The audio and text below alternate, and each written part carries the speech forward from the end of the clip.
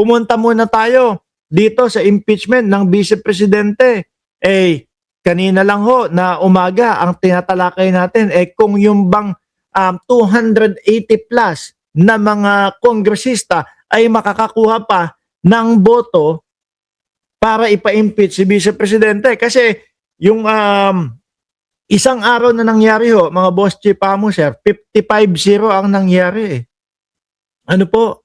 Ang sabi nung isang nagkomento, 51 na lang ang kailangan, no? Para tuluyang ipa-impeach ang Vice Presidente doon sa Kongreso, mga boss chief amo sir. Eto, ano ang sabi ni Congressman Terry Redon? Almost 200 House members support impeachment bid versus BP Sara Duterte. Mga kababayan, kakaunting-kakaunti na lang po yan. Di ba, Jenny Ramos? Napayes ka dyan.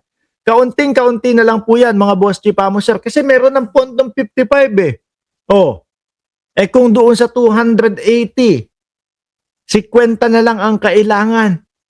Di ibig sabihin talagang may impeach ang Vice Presidente. At ang tingin ko dito, ang kinatatakutan nila, mga kababayan, magtuloy-tuloy doon sa Senado. Kasi dito na magtatagisan ng lagi nating sinasabi ng ebidensya versus depensa. Yung ebidensya, paulit-ulit ho nating nakikita. Lagi nating nakikita. Pero yung depensa ng kampo ng Vice Presidente, mga kababayan, mukhang wala pa ding nailalabas ho.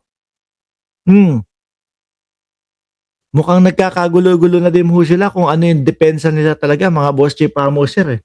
Kaya meron tayong mga nababalitaan, meron daw batuhan ng laptop, meron daw namaga ang muka kasi binato ng laptop, tapos yung laptop daw ho, MacBook pa, mga kababayan. Di ho ba? Kasi ang nakikita ko din po dyan, ano po, kung solid to 55 yung bumoto doon pa lang ho, ibig sabihin, napakadali nung 51 lang na kinakailangan. At kung ano po yung mga bumoto dati na mga congressman, malamang yan din po ay boboto po para ma-impeach ang Vice Presidente doon sa Kongreso. Bakit? Kasi same lang naman po yan Ano po? Hindi naman po nabawasan. Bagkos nadagdagan pa ho, mga boss chief amo sir. Dumagdag pa sa bigat, ito pong si Ramil Madriaga, mga kababayan. Di ba? Kaya natural, since walang narinig ang mamamayang Pilipino, ang publiko, pati po yung mga congressman na bumoto para i-impeach si Vice Presidente, itutuloy lang din nila yan. Kung ano yung dahilan nila kung bakit sila bumoto para ma-impeach ang Vice Presidente nung unang impeachment, ganun din. Itong susunod na impeachment. Bakit? Dahil wala nga po na marinig na magandang depensa galing po sa Vice Presidente. Yung mga DDS, palaging sinasabi, kaunti na lang daw po, no? Ang sumusuporta sa gobyerno. Pero parang ang totoo ho, mga kababayan, ang mas nakikita natin, mas kaunti na lang yata talaga ang sumusuporta dito sa mga DDS ho. Lagi nilang sinasabi, madami sila. Pero ano yung nangyayari ngayon? Bakit kakaunti na lang? Sabi ni Alonly TV, ibinato niya, Ibinato niya lang, impacta siya. Siyempre, ganun ho sila kayaman, mga kababayan Di ba? Ganun ho sila kayaman At isa pang pinagmamalaki ng mga DDS pagdating daw po sa Senado, mga boss chief amo sir, ay haharangan nung mga senador na nakasuporta kay dating Pangulong Duterte, which is hindi na po bago sa atin yan at naririnig na po natin yan kay Boss Binoy. Di ba? Ipinagmamalaki nga ni Boss Binoy, wag daw ho silang sisihin. Bakit? Kasi ang trabaho naman daw talaga nila bilang minority ay mag-oppose. Kaya wag daw pong sisihin kung sila ay mag-oppose. Sabi ko naman, ganun ba? Di ba? Ang trabaho ninyo ay para mag-check and balance, alamin lahat ang katotohanan. At kapag ang nangyayari ay maganda, o-oppose ka pa din ba? Siyempre, hindi na ho. Di ba? Pero ang narinig natin, galing po kay Robin Padilla, mga kababayan, na mukhang isa sa posibleng maging running mate ng Vice Presidente kung sakali po na malusutan ito ng Vice Presidente, mag-oppose lang daw po sila na mag-oppose.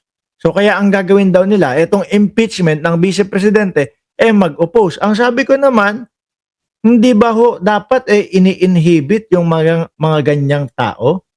Hindi ba ho dapat inaalis na sila dyan? Kasi hindi pa nila nakikita, hindi pa nila napag-aaralan bilang judge yung tungkol sa impeachment ng Vice Presidente ay nakapag-desisyon na sila kung ano ang gagawin nila. Mag-o-oppose, ipapahinto, harangan.